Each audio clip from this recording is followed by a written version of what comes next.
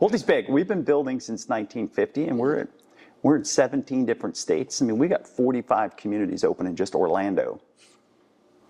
Holy smokes. This is the only one that's short-term rental. All we do is residential. This is a niche thing that we've been able to capture. And is that specific to this area then, that you guys have just honed in here? Only here, yeah. Only here? Are you guys planning on expanding that product to other states, or? No, nothing does as well as this, around the theme park area. You can't really duplicate that environment. So the short-term rental is something that the company doesn't focus on, but Orlando has mastered it, so they let us do it here. That's pretty cool. So talk to us a little bit about what you guys did in Windsor Island. So Windsor Island, we introduced some plans that we had a lot of success with. So there's a 5-bedroom townhome, and then there's plans that go from 5 to 10 bedroom. The key to success is not only building a great product that the buyers like and creates a vacation environment, but having a world-class amenity center. And that's really what separates us from a lot of the competition. There's a lazy river, there's an incredible amenity center with 3 different pools. There's a kids pool, there's an adult pool, there was a hot tub. We had a full bar and a restaurant. There is putt-putt golf, arcade, gymnasium. I mean, you name it, everything you could possibly want to do right here on property without having to leave. Which was really interesting. I mean, it was one of those things where when we started property management back in 2008, and obviously one of your properties was Windsor Hills, people were coming to these units and they had some sort of an amenity, right? They had the pool and then they had a little bar. People would arrive and they'd be like, this is so cool, this is so cool. But one of the things that we understood in the industry as we started to grow up was that we were really competing against the hotels. And so you guys as builders started to take that feedback and build that back into the communities. And Absolutely. That's resulted in game changer for me, which is these communities that just have incredible facilities. But not even that, you guys have taken that concept and you've started to build the homes, what I call purpose-built homes, right? We're not just taking a traditional 6-bedroom, 7, 8-bedroom house and trying to pile in 15, 20 people. You guys have actually started to design around that. Tell us a little bit about what the thought process is behind the design of the homes and how you guys are executing that. And then I know you guys have sold out of Windsor Island, but what else do you guys have coming up? Yeah, sure. So let me back up a little bit and tell you about Pulte Homes, the company, and what we do and how we got to where we are today, right? So in 1950, Bill Pulte built his first house up in Bloomfield Hills, Michigan, and that's where our company was set up until about 7 years ago when they moved the corporate office to Buckhead, Atlanta.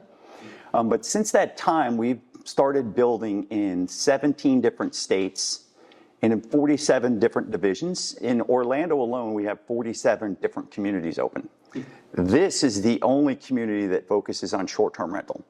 We've been doing the short-term rental for the past 20 years in Central Florida. We started with Windsor Hills, Windsor Place, we built Windsor West Side, Windsor Island Resort is the community that we're sitting in, and then our newest project that's coming up is Windsor Cay.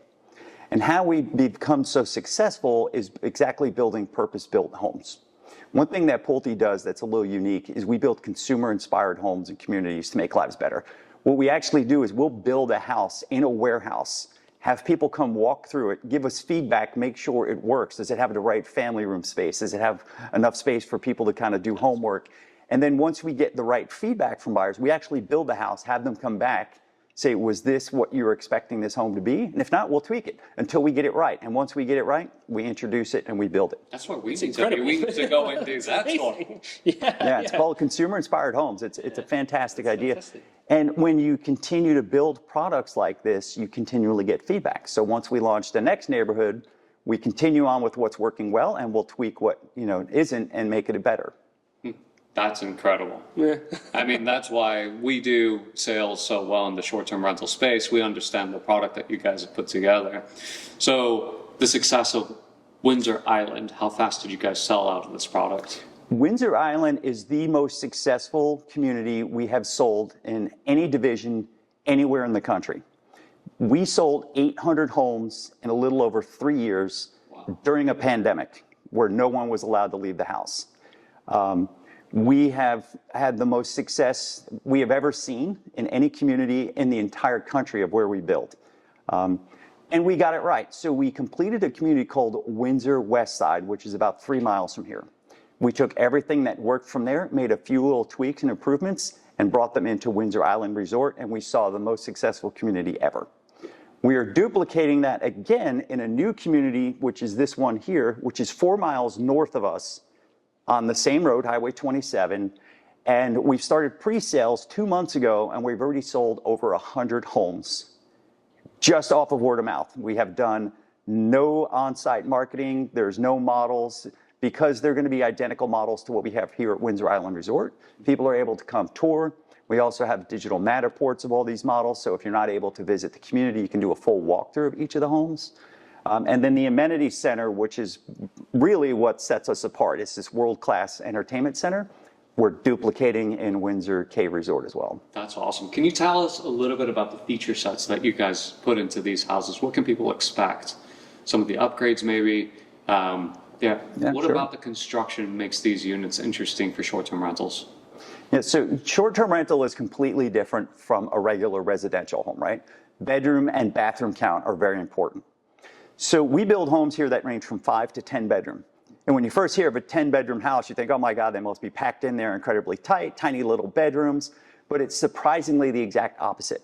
What we were able to do is with a 4,400 square foot plan, put in 10 large bedrooms.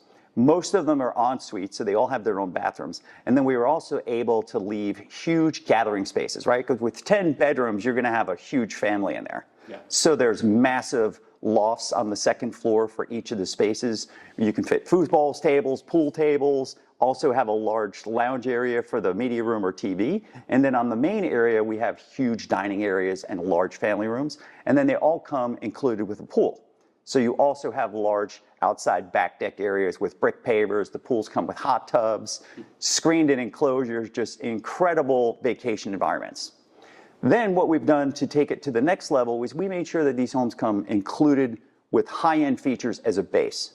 Really no upgrades are needed to these homes. They come with stainless steel appliances. The refrigerator, washer, dryer are included. You're going to have granite, tile in all wet areas as well as the entire downstairs except for the owner suites. And then there's a few additional options and upgrades that you can add that will add a little bit more value, such as the stairs typically come with carpet.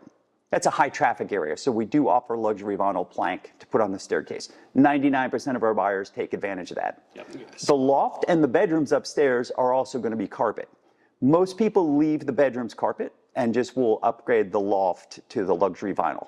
Depending on the floor plan, that option can range anywhere from $3,000 to about $6,000. So it's still pretty affordable to get the two high traffic areas. And then there's really no other need for upgrades. Then it just becomes preference, right? The standard cabinets are 3 different colored natural woods. We have option upgrades to go to a white and a gray, which are kind of trendy and popular right now. Yep. And you'll see as you walk through the houses, we have a variety of different showcases of the different options for you to tour. Look forward to it. Yeah, fantastic. I think Nick's dreaming of coming and staying in some of the houses here. Absolutely, mate. Yeah, and possibly burning some barbecues by the pool area. I highly recommend it. Sunburnt British people will be happy. Yeah. Yeah, you'll see as you walk through the models, there's also options to upgrade to wet bars in the upstairs.